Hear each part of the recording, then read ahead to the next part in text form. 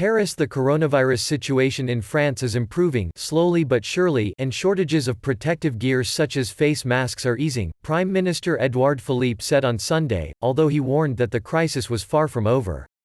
France, which has recorded close to 20,000 deaths as a result of the pandemic and has the fourth highest toll in the world, has been in virtual lockdown for nearly 5 weeks and is due to start lifting some confinement measures from May 11.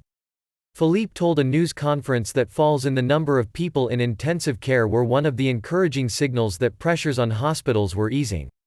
But he shut down any expectations that the gradual exit from confinement in May, due to start with the reopening of schools, would allow people to move around or interact as before, especially as a vaccine against the virus was still far off.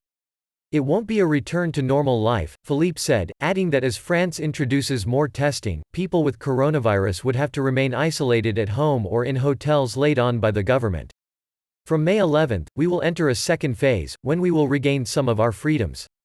The French state has given few details yet of the pace at which businesses like cinemas or bars will reopen, only saying that as some stores open up again, people will have to maintain safe distances from each other.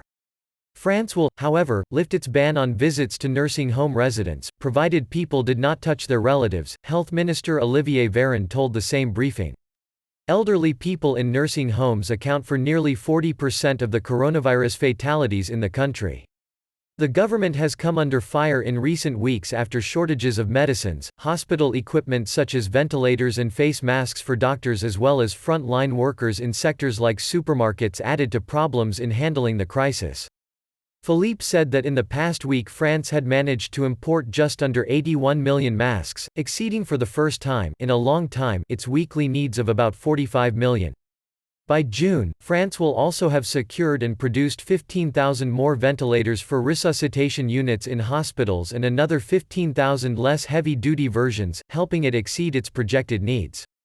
That will not only allow us to secure our situation, but thereafter to also mobilize some ventilators to help France's allies internationally, Philippe said.